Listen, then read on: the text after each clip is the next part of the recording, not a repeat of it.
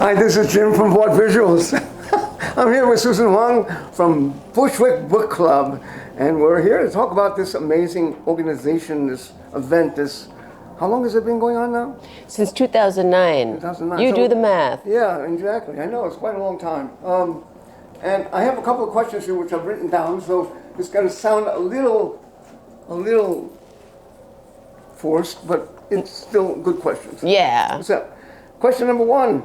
Thinking back to the very beginning, can you talk about the specific moments or experiences that sparked the idea for the Bushwick Book Club and what you felt was missing in the world of music and literature that you wanted to create? That's a good question. It is. It's a really good question. And if I had an answer to that, it might make me seem like really deep and really good at planning. But I don't know if I'm either.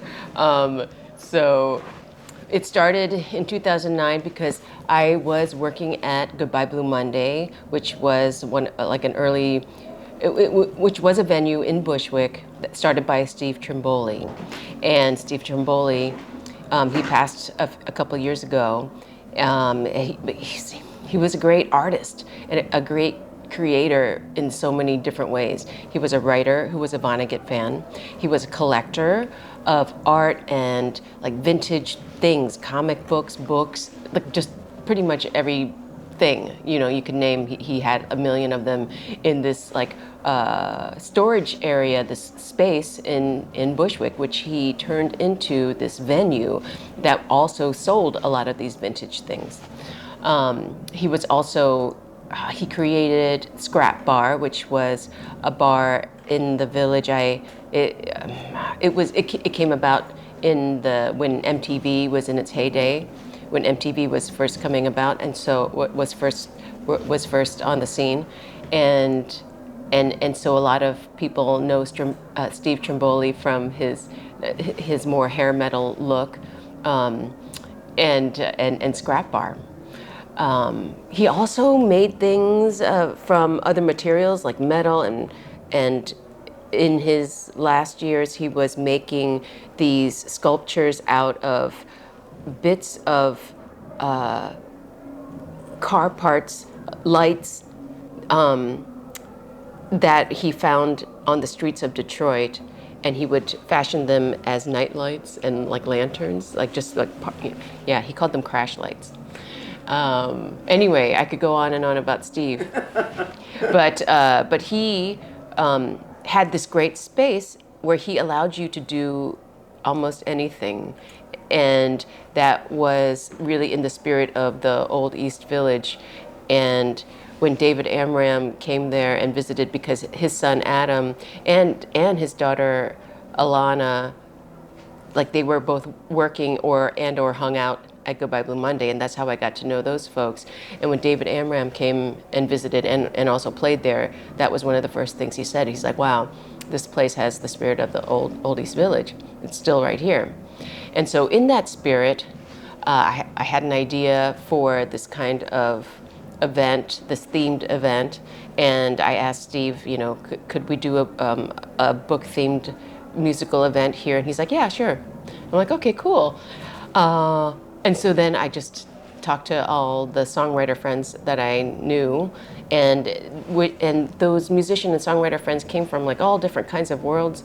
I started, when I came to New York, it was to sing in a stoner rock or a doom rock / math band called Murderizer, and so I fronted that band for a few years, and so I knew some people from that world. But then also I played in an accordion duo that became an accordion trio, except an accordion and cello trio called the Debutante Hour, and then people I knew from the accordion world came and ended up doing Bushwick Book Club shows. And also then the whole Sidewalk Cafe world too. Those musicians and incredible songwriters all came to love Bushwick Book Club, which I was surprised because, writing a song isn't necessarily easy. I mean, it can be incredibly easy. Sometimes songs come to you in your dreams, and you wake up and you're like, "Thanks, brain," as Joanna Kelly once described it. You know, that's how she described one of her songs coming to her in a dream. You know, that was her response. But the first show only had 4 contributing songwriters, and we each played like 2 to 4 songs in response to Breakfast of Champions by Kurt Vonnegut, because we figured the first book had to be a Vonnegut book, since the name Goodbye Blue Monday is an alternate title for Breakfast of Champions. I don't know if people know about that Vonnegut had like more than one title for his books. Often he had alternate titles, which I think is great. It's sort of like how cats have more than one name. You know, cats, I think, according to, I forget the poet, but they all have like 3 names or something. But I know that to be true of animals. Nemu has several different names. Anyway, you know, hello, ADD, anybody? Where was I? The first show. But after that first show, it's like it just got such a great response. All of my songwriter friends like wanted to do the next one. And the next one was for Raymond Carver's What We Talk About When We Talk About Love. Yeah. And I was a big Raymond Carver fan from when I was in college.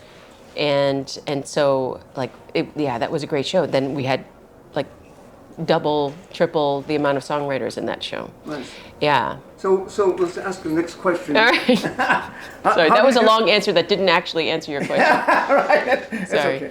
But it was very informative. How did you land on the term? Obviously, you've answered that question already. The Bushwick Book Club. Yeah, because it started in Bushwick, right? Where I was working, and I was the only one I knew at the time who was commuting to Bushwick for work. But I lived in Carroll Gardens at the time, and I was let go from my corporate job, and I wanted to stay let go from my corporate job. And if there's, you know, in my bevy of insecurities, if there's one insecurity I have, it's about work, and I have a hard time asking for jobs and things like that. And I remember having, like, sweating and having such nerves, just like, and kind of like shame almost, asking Steve if I could perhaps work at Goodbye Blue Monday if he needed any help. And he was just like, yeah, sure, what do you want to do? You know, I'm like, yay! And so then I had a place, I had somewhere to go with that, and I met so many great people, and also, you know, I made a little money. I mean, when I say little, I mean a little, but, you know, still, it was enough, you know, like, everything counts, and, you know, it kept me afloat for a while. It's keeping you afloat for quite a long time. Yeah, yeah. It's a very nice artistic and creative output. Yeah, Bushwick Book Club is certainly, and Goodbye Blue Monday itself, like, was it's like an avenue for all kinds of creativity from the community that included all kinds of like incredible like minds. So what else? Let's see. And over the imaginations. years, the Bushwick Book Club has involved so many musicians, writers, and visual artists. How has the collaborative chemistry of the group changed since the early days, and what has surprised you most about how others interpret books through performance? Nice one. How has the chemistry changed?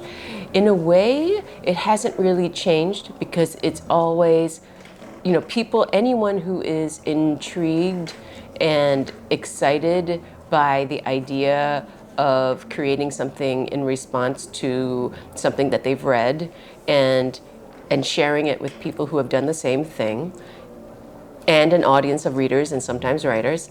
Like anyone whose curiosity is piqued by that is going to be drawn to the project, and it doesn't disappoint. It almost never disappoints. So when you ask, what is the most surprising about people's creativity in response to it, like within this context, I say, what's not surprising? It's, you never know what's going to happen, and that's part of the appeal. And I don't know how much you buy into astrology or things like that, but I'm an Aries, so, you know, when it comes to the unknown, I'm like, cool, like wow, let's see, let's try it. Like, I don't always think things through, as I've mentioned, and but like, I don't really know how else to operate. That's kind of how I operate. Yeah. Take chances. Yeah, and so I'm like, oh, is there a chance? Let's take it. And so, hence the book club. So, and people, and I like that book club gives parameters and freedom. So it gives the parameters of the source material, the deadline for the show, a time limit, and within that, though, it frees you up to make really whatever you want. And I really like it when songwriters experiment with a genre that isn't usually theirs. If I've had, of course, people rapping who don't rap, or usually, or people writing a ballad who normally write like heavy rock songs, and also people who cross not only genres within the same medium, but will be inspired to create a completely different kind of thing they've never made before and share it with the public. So I've had musicians inspired to cook something for the book club. I wanted someone to make something out like macrame or I don't like to make a pot holder inspired by a book. I'm very open to that. It hasn't happened yet. Penny Arcade played the piano in public for the first time, accompanying herself on a new song just last summer at Porch Stomp on Governor's Island, which we do every year. So there's I like that people take this opportunity to feel brave and share things that they haven't shared before. So, that's great. Yeah. So next question. Looking ahead, what do you hope the next phase of the Bushwick Book Club will look like in New York and in other cities? And are there new formats, partnerships, or dream books you're especially eager to explore as the product evolves? All such good questions. At this point, I really just trust in book club. I trust that, okay, this is something that is happening and has been happening for a while, and I trust that I don't actually have to make a decision as to where it's going to go. It kind of lets me know where it's going.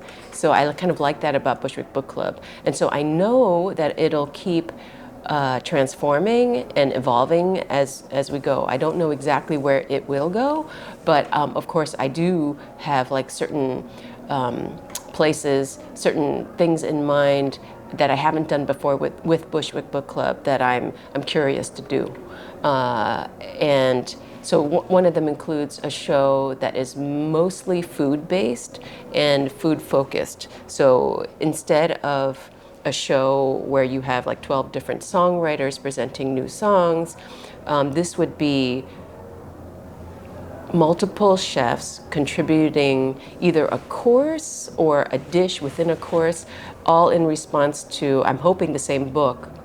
I mean, there is the idea of each presenting a different dish in response to any book. But then I'm just like, I really like the parameter of responding to the same work and then seeing how different creators, artists, like respond to that same material. So I might just keep it to one book, and then have people sit down at the Bushwick Book Club table for this meal. I had this idea for this Thanksgiving. I didn't pull it off for this Thanksgiving. Maybe next Thanksgiving, I want to invite the community to sit down at the Bushwick Book Club table and eat your books. Nice. and then be serenaded, maybe a songwriter or two per course. And that way also a bridge in music to the whole event. That sounds good. But the focus would really be on what you are, putting in your mouth and in your stomach So tell us about the next show that's coming up this coming Yes. week. Yes. Yeah. Saturday. Who's in the show and what's it about? Yes, Saturday, December 20th. This is for this book, The Return of the Light. Dun, dun, dun, dun, dun. The Return of the Light. 12 stories of the winter solstice from around the world by Carolyn McVicker Edwards. And so these different stories will be the fodder for new performance of all kinds. So we have a lot of songwriters, of course, but we also have dancers and theater makers and shadow puppetry makers and incredible musicians and artists, and a photographer, David Wallach. And I'm excited for his work to be shown. We haven't had just straight up visual art in response to the book in a while, and so I'm excited for that. And also because it's going to be at Howl. Nemu, bad. Okay. Yeah, and it's going to be at Howl Gallery, so I'm like happy to have a nice place for that work to be shown. Mm-hmm. Well, Susan, thank you ever so much for your time. Thank you. I'm very excited about the show. Yeah. And the continuation of the Bushwick Book Club. Can I mention some of the other artists who are going to be in the show? No, you haven't. No, can I? Yeah, okay, cool. Let me get the flyer because Okay. this will help me remember. Yeah. I mentioned the artist, the photographer David Wallach, and then Nemu. Look, okay, Nemu. Nemu won't be there, but Penny Arcade will, and Kanami Kusajima. Timothy Dark, who I haven't worked with for a long time, but he's amazing. Isaac Gerard, you never know what he's going to do. Elia Bisker, also known as Sweet Subrat, and one half of the goth folk duo Charming Disaster. You know them? Yeah? Okay. Ray Brown, the legend. Chris Rail, also the legend. Leanne Smith, who's not a legend? I mean, if Leanne's not a legend, I don't know who is. Okay, Watoku Ueno, who I just worked with in Silent Green at La Mama, who you know, and Jessie Kilgis, like she's a goddess.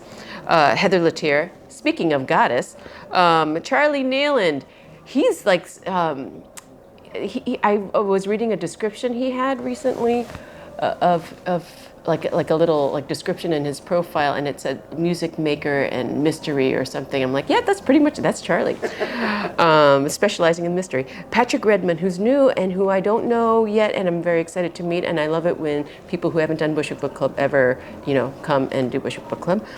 Stephanie Laurier, amazing, like theater maker, performer, dancer. She's a wicked tap dancer and just incredible being. So like all of these beings are, will be there. What a lineup. Mm-hmm. At Howl on First Street, December 20th. We start at 5 p.m. It's going to be kind of a marathon or like a mini festival. Yeah. So I'm thinking we might have to do 2 or 3 parts with like short intermissions, so people don't like lose their stamina. And afterwards is the Howl Holiday Party. So we'll all have to stay and party. Sorry, but you're invited to this amazing party. Sounds great. Yeah. Thank you, Susan. Thank you, Jim.